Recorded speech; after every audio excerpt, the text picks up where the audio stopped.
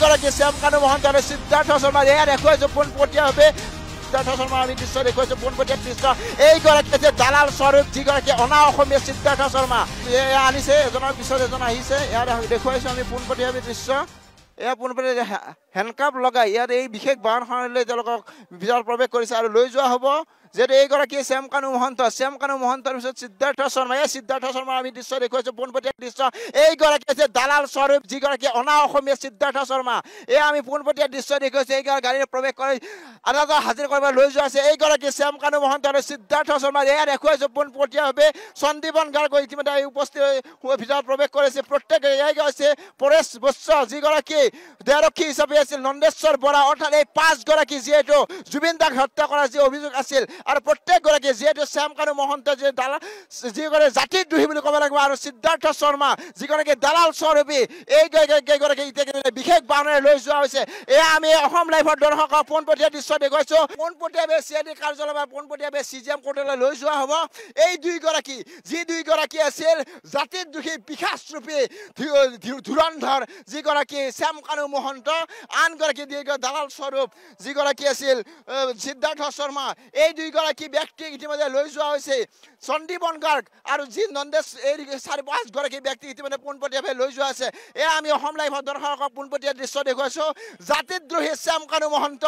সিদ্ধাৰ্থ শৰ্মা যিহেতু দালাল স্বৰূপে অনা অসমীয়া সিদ্ধাৰ্থ শৰ্মাক এনেদৰে পোনপটীয়াভাৱে লৈ যোৱা হৈছে মোৰ সহযোগী কংকনা ইফালে আহিব অনুৰোধ জনাইছো এয়া আমি চিআইডি কাৰ্যালয় পোনপটীয়াভাৱে লৈ যোৱা দৃশ্য দেখুৱাইছো এইখন বাহনেৰে যিখন বিশেষ বাহনেৰে লৈ যোৱা হৈছে জাতিদ্ৰোহী শ্যামকানু মহন্ত আৰু আৰক্ষীৰ নিৰাপত্তাৰ মাজেৰে এনে লৈ যোৱা হৈছে এয়া আৰক্ষীসকলৰ বেউৰ মাজেৰে লৈ যোৱা হৈছে জাতিদ্ৰোহী শ্যামকানু মহন্ত সিদ্ধাৰ্থ শৰ্মাক লৈ যোৱা হৈছে পোনপটীয়াভাৱে কিন্তু ইয়াৰ মাজেৰে আমি ক'ব লাগিব মোৰ সহযোগী কংকনা আগুৱাই যাব অনুৰোধ জনাইছো এনেদৰে লৈ যোৱা হৈছে আজি 14 দিন তেওঁলোকক জিম্মাত ৰাখি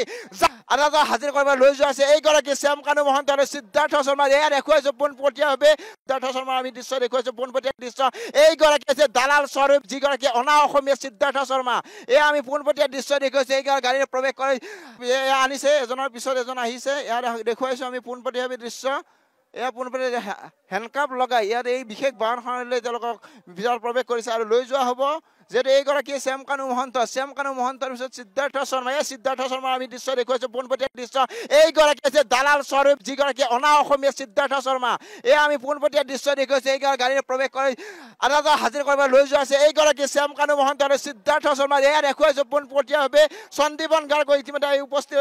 ভিতৰত প্ৰৱেশ কৰিছে প্ৰত্যেকে এয়াই গৈছে পৰেশ বৈশ্য যিগৰাকী দেৰক্ষী হিচাপে আছিল নন্দেশ্বৰ বৰা অৰ্থাৎ এই 5 গৰাকী যিহেতু জুবিন দাক হত্যা কৰা যি অভিযোগ আছিল আৰু প্ৰত্যেকগৰাকী যিহেতু শ্যামকানু মহন্ত যে দালাল যিগৰাকী জাতিদ্ৰোহী বুলি ক'ব লাগিব আৰু সিদ্ধাৰ্থ শৰ্মা যিগৰাকী দালাল স্বৰূপী এই গৰাকী বিশেষ বাহনেৰে লৈ যোৱা হৈছে এয়া আমি অসম লাইভৰ দৰ্শকক পোনপটীয়া দৃশ্য দেখুৱাইছো